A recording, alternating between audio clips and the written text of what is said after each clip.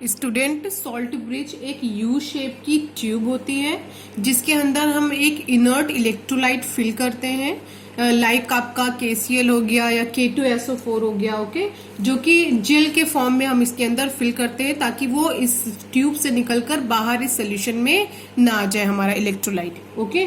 तो यहाँ पर और हम इसे जेलेटिन फॉर्म में कन्वर्ट करने के लिए इसमें अगार अगार या जेलेटिन वगैरह का यूज करते हैं, ओके। तो देखिए यहाँ पर प्रोसेस एक्चुअली होती क्या है, इस सोल्यूशन में जितने Zn डाई पॉजिटिव है उतने ही SO4 डाई नेगेटिव है, यानी कि सोल्यूशन हमारा क्या है, न्यूट्रल है। लेकिन यहाँ पर एक काम हो क्या रहा है कि ये जो आप देख रहे हैं इलेक्ट्रोड, इस इलेक्ट्रोड से कंटिन्यू Zn डाई पॉजिटिव हमारे सोल्यूशन में आ रहे हैं। अब जब Zn डाई पॉजिटिव हमारे सोल्यूशन में आएगा तो Zn क्या हो गया, ज्यादा हो गया, और देखो SO4 तो एक ही रह गया, तो सोल्यूशन की न्यूट्रलिटी क्या हो गई, कम हो गई। तो इसकी न्यूट्रलिटी को मेंटेन करने के लिए इस सॉल्ट ब्रिज में से 2Cl नेगेटिव बाहर आ जाता है, ठीक है, बाहर आ जाता है। तो ये दोनों एक दूसरे को क्या कर देते हैं, न्यूट्रल कर देते हैं। तो होता क्या है, Zn di positive plus 2Cl negative gives out ZnCl2, okay. इस तरह से हमारी जो न्यूट्रलिटी है इस सोल्यूशन की मेंटेन रहती है। सेम फंडा यहाँ पर भी लगा हुआ था, जैसे ही Cu डाई पॉजिटिव मूव करता है Cu एनोड की तरफ, वैसे ही SO4 की कंसंट्रेशन क्या हो जाती है, ज्यादा हो जाती है। इट मीन्स SO4 यानी नेगेटिव की कंसंट्रेशन ज्यादा हो जाती है। जैसे ही नेगेटिव यहाँ पर ज्यादा हो जाते हैं तो वहां से क्या निकलता है, K positive, okay.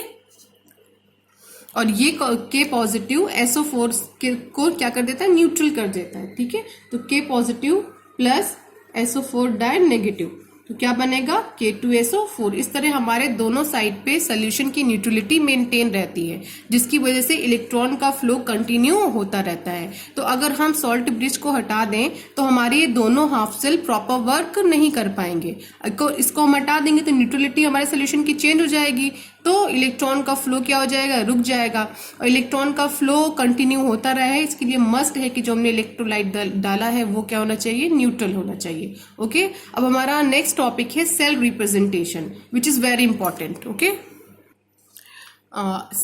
Students, cell representation किसी भी गैल्वेनिक सेल का बहुत ही इजी एक लाइन में रिप्रेजेंटेशन है, ओके, कि हम बार बार किसी भी सेल का डायग्राम नहीं बना सकते। अगर डायग्राम नहीं बना सकते तो हम कोई शॉर्ट ट्रिक लेंगे, तो वहां पर हम उस पर्टिकुलर डायग्राम को एक रिप्रेजेंटेशन शो करते हैं। उस रिप्रेजेंटेशन से उस पर्टिकुलर सेल के बारे में हमें सारी इंफॉर्मेशन मिल जाती है, हमें डायग्राम बनाने की जरूरत नहीं पड़ती है। उसे ही हम सेल रिप्रेजेंटेशन कहते हैं। और आप जितने भी न्यूमेरिकल सॉल्व करेंगे सब में आप देखेंगे कि जो सेल से रिलेटेड होंगे EMF फाइंड करने के लिए, उस सब में आप देखेंगे कि गैल्वेनिक सेल को या किसी भी सेल को रिप्रेजेंट किया गया है, ठीक है। उसी रिप्रेजेंटेशन से आपको सारी इंफॉर्मेशन उस पर्टिकुलर सेल के बारे में मिलेगी, ओके। तो सपोज करते हैं कि हमारे पास कोई गैल्वेनिक सेल है, जिस सेल के अंदर रिएक्शन क्या चल रही है बता देती हूँ आपको। सपोज Cu है सॉलिड स्टेट में, ओके, वो क्या कर रहा है, Ag से रिएक्ट कर रहा है। Ag हमारा एक्वस स्टेट में है, ठीक है। क्या दे रहा है हमें, एक्वस Cu प्लस 2Ag, जो कि किस स्टेट में है, सॉलिड स्टेट में। तो जब हम सेल रिप्रेजेंटेशन करते हैं तो सबसे पहले हम मिडिल में क्या बनाते हैं, दो वर्टिकल लाइन, जिसको हम सॉल्ट ब्रिज बोलते हैं, ठीक है। लेफ्ट हैंड साइड क्या होता है, ऑक्सीडेशन। ऑक्सीडेशन का मतलब यहाँ पे क्या प्रेजेंट है, एनोड, ओके। और राइट हैंड साइड क्या होता है, रिडक्शन। इट मीन्स यहाँ पे किसके बारे में लिखना है, कैथोड की इंफॉर्मेशन है हमारे पास, ओके। तो सबसे पहले हम करते क्या है कि देखिए इस रिएक्शन को देखकर आपको एक चीज समझ में आ रही है कि यहाँ पे कैथोड पे कौन सी रिएक्शन हो रही है, एनोड पे कौन सी रिएक्शन हो रही है। तो सबसे पहले एनोडिक रिएक्शन लिखते हैं। एनोड पे एक्चुअली होता क्या है, लॉस ऑफ इलेक्ट्रॉन। तो Cu क्या कर रहा है, Cu डाई पॉजिटिव में कन्वर्ट हो रहा है, दो इलेक्ट्रॉन को लूज करके। कैथोड पर क्या हो रहा है, Ag पॉजिटिव कन्वर्ट किस में हो रहा है, Ag में, दो इलेक्ट्रॉन को गेन करके, ओके। तो ये जो हमारी एनोडिक रिएक्शन है, तो सबसे पहले हम क्या करते हैं, यहाँ पे क्या लिखते हैं, Cu, ओके। और बीच में हम एक वर्टिकल लाइन लगाते हैं और इस Cu का स्टेट लिखते हैं, ओके। उसके बाद ये वर्टिकल लाइन एक्चुअली किस बात को शो करती है, ये वर्टिकल लाइन बताती है स्टेट चेंज को। Cu किस में चेंज हुआ है, Cu डाई पॉजिटिव में, और स्टेट यहाँ पर क्या है, एक्वस, यहाँ पे सोल्यूशन है तो सॉलिड है, यहाँ पे क्या है लिक्विड है, ओके, एक्वस सोल्यूशन हो। इसके बाद हम आते हैं कैथोड में। कैथोड में ये क्या है, Ag पॉजिटिव, ठीक है, और किस स्टेट में है, एक्वस। देखिए इसके बाद देखिए ये कहाँ पे कन्वर्ट हो रहा है, लगाइए किस स्टेट में कन्वर्ट हो रहा है, Ag में, जो कि कैसी है, सॉलिड है, ओके। तो ये सेल रिप्रेजेंटेशन हो जा रहा है एक पर्टिकुलर सेल के लिए, इस रिएक्शन के लिए, ठीक है।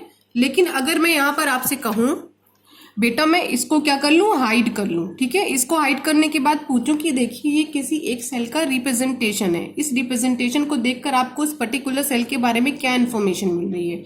तो इन्फॉर्मेशन हमें क्या मिल रही है कि एनोड पे कौन सी रिएक्शन हो रही है, कैथोड पे कौन सी रिएक्शन हो रही है, यानी कि ऑक्सीडेशन किसका हो रहा है, रिडक्शन किसका हो रहा है, ये आपको समझ में आ रहा है। यहाँ पे इतना देखकर आपको समझ में आ जाएगा कि ये वाला कौन है, कैथोड है, ये वाला कौन है, एनोड है, ओके। अब इसको देख करके अगर आपको कोई बोल दे कि आप फुल रिएक्शन लिखिए तो वो भी आप बहुत आसानी से लिख सकते हैं, ठीक है। क्या होगा ये देखिए, इधर पहला और इधर पहला, ये दोनों कौन है, रिएक्टेंट है, Cu plus Ag positive. Gives out का एरो बनाइए, इधर दूसरा वाला और इधर दूसरा वाला, Cu di positive plus Ag, ये हमारे क्या है, दोनों के दोनों प्रोडक्ट है, क्लियर। तो इस सेल को देखकर, रिप्रेजेंटेशन को देख करके आप पर्टिकुलर सेल के बारे में ज्यादातर इंफॉर्मेशन फाइंड कर सकते हैं। अगर कोई, अभी आप न्यूमेरिकल में देखेंगे कि यहाँ पर आपको मोलैरिटी दी यानी कॉन्सेंट्रेशन दी होगी, तो कॉन्सेंट्रेशन भी यहाँ पर आपको लिखी हुई मिलेगी आगे, ठीक है। टेम्परेचर दिया होगा तो टेम्परेचर भी ऐसे बॉक्स बना होगा ब्रैकेट और उसमें सब पूरा मेंशन होगा, ठीक है। लेकिन रिप्रेजेंटेशन क्या होगा, सेम ऐसा ही होगा, ओके। तो एक सेल रिप्रेजेंटेशन को देख करके आप ये बता सकते हो कि एनोड पे कौन सी रिएक्शन हो रही है, कैथोड पे क्या प्रेजेंट है, और फुल रिएक्शन भी आप उसकी लिख सकते हो, ठीक है। ओके स्टूडेंट, मैं आपको डेनियल सेल का रिप्रेजेंटेशन दे रही हूँ, ठीक है।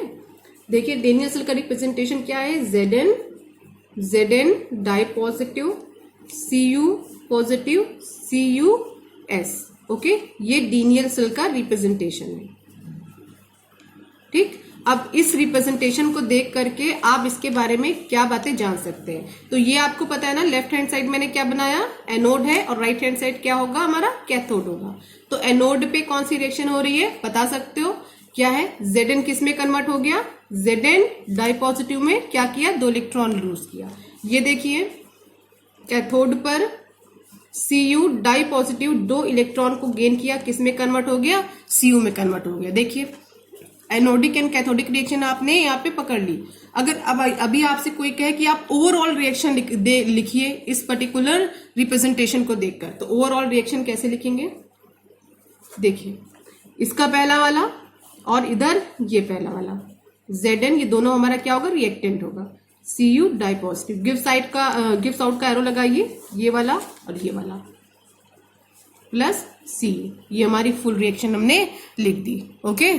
तो इस तरह हम किसी सेल को रिप्रेजेंट करते हैं। अभी आप न्यूमेरिकल में देखेंगे तो आपको और ज्यादा समझ में आएगा। इस सेल से आप बहुत सारी चीजें फाइंड कर लेंगे कि आप यहाँ पर कितने नंबर ऑफ इलेक्ट्रॉन जो है पार्टिसिपेट कर रहे हैं, तो यहाँ पे कितने कर रहे हैं, 2 कर रहे हैं, क्योंकि जब आप हाफ सेल लिखेंगे तो आपको ऑटोमेटिक समझ में आ जाएगा भाई ये क्या हाफ सेल रिएक्शन है, ये भी हाफ सेल रिएक्शन है, यहाँ पे कितने इलेक्ट्रॉन पार्टिसिपेट कर रहे हैं, 2 कर रहे हैं, तो ये आपको क्लियर हो जाएगा, ठीक है। आप न्यूमेरिकल में देखोगे यहाँ पर 1m लिखा होगा, यहाँ पर 0.1m लिखा होगा, तो मोल जो कॉन्सेंट्रेशन पर्टिकुलर सोल्यूशन के फॉर्म में जो दी गई होगी इन सब मेटल्स की, वो भी आपको पूरे रिप्रेजेंटेशन में मिल जाएगी, ओके।